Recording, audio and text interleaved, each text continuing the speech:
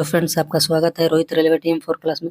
जैसा कि दोस्तों आप सभी जानते हैं कि आज 7 अगस्त 2025 है और आज से आरआरबी एनटीपीसी 10+2 का एग्जाम स्टार्ट हो गया है। तो ये सभी प्रश्न फर्स्ट शिफ्ट में पूछे गए क्वेश्चन पेपर है, आप लोग देख लीजिएगा। ये सभी प्रश्न आप लोग को आप लोग के लिए बहुत ही महत्वपूर्ण होने वाला है, देख सकते हैं। जिनका भी एग्जाम अभी बाकी है वो इस क्लास को जरूर देख कर जाइएगा कि कैसा क्वेश्चन आरआरबी एनटीपीसी में पूछा जा रहा है। तो देख लीजिए, आज का पहला प्रश्न देखिए कि आरबीआई के गवर्नर कौन है। आरबीआई के गवर्नर कौन है वर्तमान में, तो देख लीजिए दोस्तों, इससे भी क्वेश्चन पूछा गया है। तो देखिए यहाँ पर वर्तमान गवर्नर पूछा है, आपके शिफ्ट में पूछ देगा कि आरबीआई का मुख्यालय कहाँ है, आरबीआई की स्थापना कब होती है, आरबीआई के प्रथम भारतीय गवर्नर जनरल कौन है। ठीक है, तो ये कुछ भी पूछ सकता है दोस्तों। अभी वर्तमान में पूछा है कि आरबीआई का वर्तमान गवर्नर जनरल कौन क्रम के गवर्नर जनरल, ये भी पूछ देगा। तो आप लोग देखते चलिएगा, वीडियो में बने रहिएगा आप लोग। ये देख लीजिए, दूसरा नंबर प्रश्न है कि राष्ट्रपति से संबंधित आर्टिकल। अभी इसमें पूछ दिया कि राष्ट्रपति से संबंधित आर्टिकल, यानी राष्ट्रपति के मैंने शपथ दिलाता है, वो भी पूछ देगा। अब किसी शिफ्ट में पूछ देगा उपराष्ट्रपति से संबंधित प्रश्न दोस्तों, ठीक ना। राष्ट्रपति का कार्यकाल पूछ देगा, किस अनुच्छेद में है।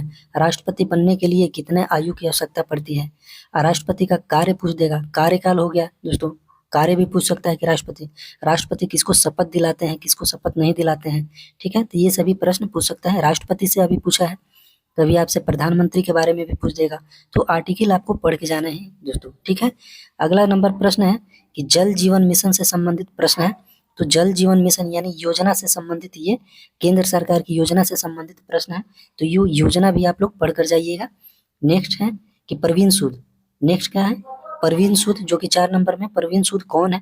तो आप लोग ये भी ध्यान रखना है आप लोग को कि वर्तमान में कौन क्या है। जैसे आईबी के अध्यक्ष कौन है, सीबीआई के अध्यक्ष कौन है, रॉ के अध्यक्ष कौन है, यूपीएससी के अध्यक्ष कौन है, ये सब आपको पढ़कर जाना है दोस्तों। और मान लेते हैं कि कहीं के मुख्यमंत्री किसी राज्य के, जैसे मान लेते हैं कि बिहार के मुख्यमंत्री कौन है, बिहार के राज्यपाल कौन है, किनका अभी निधन हो गया है, वो भी आप लोग को ध्यान रखना है। अगला नंबर देखिए, प्रश्न है कि पहली महिला राज्यपाल कौन थी। ये देखना है दोस्तों कि भारत की सबसे पहली महिला चाहे पुरुष में कौन थी, यानी राज्यपाल हो गया। पहली मुख्यमंत्री आपके शिफ्ट में पूछ देगा कि मुख्यमंत्री कौन थी पहली, वो भी पूछ देगा। तो ये सब ध्यान रखना है दोस्तों, आप लोग को पढ़ कर ही जाना है।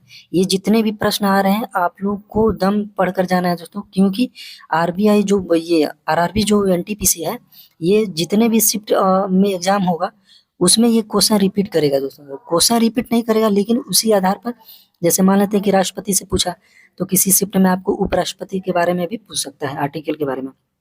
तो देख लीजिए, देखिए अगला नंबर प्रश्न है कि डब्ल्यूटीओ का मुख्यालय कहाँ है। देखिए दोस्तों, इसमें डब्ल्यूटीओ का मुख्यालय कहाँ है, तो अब मान लेते हैं, जानते हैं आप लोग कि जनेवा है। तो डब्ल्यूटीओ इसमें पूछा, अगले बार में पूछ लेगा डब्ल्यूएचओ का, फिर एफएओ का पूछ लेगा। ठीक है, तो कुछ भी पूछ सकता है दोस्तों। तो आप लोग अंतर्राष्ट्रीय संगठन का मुख्यालय और उसमें कितने देश शामिल हैं, ये भी आप लोग को ध्यान रखना है। उसका फुल फॉर्म भी पूछ लेगा दोस्तों कि डब्ल्यूटीओ का फुल फॉर्म क्या है, कुछ भी पूछ सकता है। ऐसा नहीं कि केवल मुख्यालय पूछेगा, ठीक ना। तो आप लोग को सब चीज ध्यान रखना है कि डब्ल्यूटीओ में कितने देश हैं, डब्ल्यूटीओ का मुख्यालय कहाँ है, इसकी स्थापना कब होती है, डब्ल्यूटीओ का फुल फॉर्म क्या होता है, इसके अध्यक्ष कौन है। तो ये सभी प्रश्न आपको ध्यान रखना है, ठीक है। अगला नंबर प्रश्न है कि सबसे पुराना वेद कौन सा है। तो देखिए दोस्तों, सबसे पुराना वेद कौन सा है, ये भी आपको ऋग्वेद जानते हैं, तो ये भी आप लोग को ध्यान रखना है। तो कहने का मतलब कि प्राचीन जो इतिहास है हमारा, प्राचीन हिस्ट्री, तो उसको भी आपको पढ़कर जाना है। जैसे मान लेते हैं कि हड़प्पा से पढ़ लिए, मोहनजोदड़ो का प्रश्न पढ़ लिए, ऋग्वैदिक पढ़ लिया, ऋग्वैदिक जितना भी है, और वो सभी प्रश्न जो है ना प्राचीन, तो प्राचीन वाले जितने भी हिस्ट्री है उसमें आप लोग को पढ़ लेना है। जैसे बुद्ध के बारे में पढ़ लिए, जैन के बारे में पढ़ लिए, ये सभी प्रश्न पढ़कर जाना है आप लोग को। अगला नंबर प्रश्न है कि 1 HP इक्वल टू 746 वाट होता है। ये देखिए साइंस के प्रश्न आ गए, साइंस के प्रश्न भी इसमें पूछा गया है। जालियांवाला बाग हत्या का मैंने जालियांवाला बाग से भी प्रश्न है। तो जालियांवाला बाग हत्याकांड कब हुआ था, ये 13 अप्रैल 1919 में। ये भी, तो इसमें कितने आदमी मारे गए थे, ये कब हुआ। इसके बाद मान लेते हैं कि कौन सा आंदोलन स्टार्ट हुआ इसको स्थगित कर कर, ठीक ना। तो ये सब आपको इसमें ध्यान रखना है दोस्तों। जब जालियांवाला बाग हत्याकांड हुआ उस टाइम भारतीय राष्ट्रीय कांग्रेस का कौन सा अधिवेशन हो रहा था, ये सभी प्रश्न पूछ सकता है। देखिए अगला नंबर प्रश्न है 10 नंबर, इलेक्ट्रिसिटी से भी प्रश्न पूछा गया है।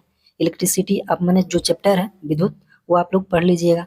अगला नंबर प्रश्न है कि अपचयन और उपचयन यानी ऑक्सीडेशन और रिडक्शन के बारे में भी प्रश्न पूछे गए हैं, तो आप लोग ध्यान रखिएगा। ये बस दोस्तों आप लोग को बता दे रहे हैं कि किस टॉपिक से और कैसा क्वेश्चन पूछा गया है, वो आप लोग पढ़कर जाइएगा, ठीक है। जिससे कि आप लोग को अनुमान लग सकता है कि हाँ भाई वो हड़प्पा के बारे में आ रहा है, अकबर के बारे में प्रश्न आ रहा था, हम अकबर के बारे में कुछ पढ़ कर जाएं, खिलजी वंश से आ रहा तो वो भी पढ़ कर जाएं, ठीक है। आगे देखते हैं। अगला नंबर प्रश्न है कि अशोक अभिलेख, अशोक के जितना भी शिलालेख था तो वो उसके बारे में पढ़ लेना है कि 13वां शिलालेख उनका जो शिलालेख है तो उसमें क्या लिखा गया है, ठीक ना। वो कब युद्ध करते हैं कौन से शिलालेख में, तो ये सब आपको, अब जैसे अशोक हुआ था, अशोक के माता का क्या नाम है, अशोक के पुत्र का क्या नाम है, अशोक कौन से माने ये किनके बेटे हैं, उनके बेटे का क्या नाम है, तो ये सभी प्रश्न आ सकता है, कुछ भी पूछ सकता है दोस्तों। नेक्स्ट है कि नुआखाई त्योहार संबंधित है, तो नुआखाई त्योहार जो है ये आपका उड़ीसा है, उड़ीसा में मनाया जाता है नुआखाई त्योहार। तो ये देखिए दोस्तों, तो त्योहार से भी प्रश्न पूछा जा रहा है, ठीक है। तो जैसे यहाँ पर नुआखाई त्योहार दे दिया, तो कहीं भी छठ पूजा दे देगा, छठ पूजा कहाँ मनाया जाता है, तो वो बिहार में, तो कुछ भी पूछ सकता है। त्योहार से ये एकदम आपको याद ही रखना है, त्योहार आपको पढ़कर जाना है, अशोक के बारे में पढ़कर जाना है। फिर अकबर से प्रश्न आए थे, तो अकबर का जन्म कब हुआ था, वो कौन से युद्ध में शामिल हुए थे, उन्होंने क्या क्या चीज को मैंने बनवाया था, ठीक है। तो ये सब आपको हुमायूं का मकबरा हो गया, जो भी कुछ है आपको ये पढ़ कर जाना है। इनकी माता का क्या नाम है, इनके पिता का क्या नाम है, कब ये गद्दी पर बैठे थे, ठीक है, कौन से युद्ध में शामिल हुए, किसको हराया, ये पढ़े थे या नहीं पढ़े थे, ये सब भी आपको याद रखना है। अगला नंबर प्रश्न है कि खिलजी वंश से संबंधित, जैसे इसमें दे दिया खिलजी वंश से संबंधित, आगे देगा पाल वंश से भी, पाल वंश से क्वेश्चन पूछ सकता है, मौर्य वंश से भी पूछ सकता है क्वेश्चन, ठीक है, तुगलक वंश पूछ देगा, लोधी वंश हो गया, ये सभी प्रश्न पूछ सकते हैं। ये नहीं कि केवल खिलजी वंश से पूछा है तो खिलजी वंश से पूछेगा, अलाउद्दीन खिलजी के बारे में नहीं, वो कुछ भी पूछ सकता है। एक कंप्यूटर का प्रश्न है एमएस एक्सेल के बारे में, तो कंप्यूटर का भी प्रश्न आ रहे हैं, तो आप लोग देख लीजिए। यही सब प्रश्न है दोस्तों, 16 प्रश्न था, मैंने 16 प्रश्नों का ये जिक्र किया हम, तो आप लोग देख कर जाइएगा, और आपका एग्जाम जब है तो आप लोग देखिएगा जरूर, ठीक है। तो अगर चैनल पर आप लोग नए हैं तो चैनल को जरूर सब्सक्राइब करिएगा, दोस्तों में शेयर कर दीजिएगा, और जब भी एग्जाम होगा उसका एनालिसिस हम दोस्तों करवा देंगे, ठीक है। तो चलिए इस क्लास में इतना ही, जय हिंद।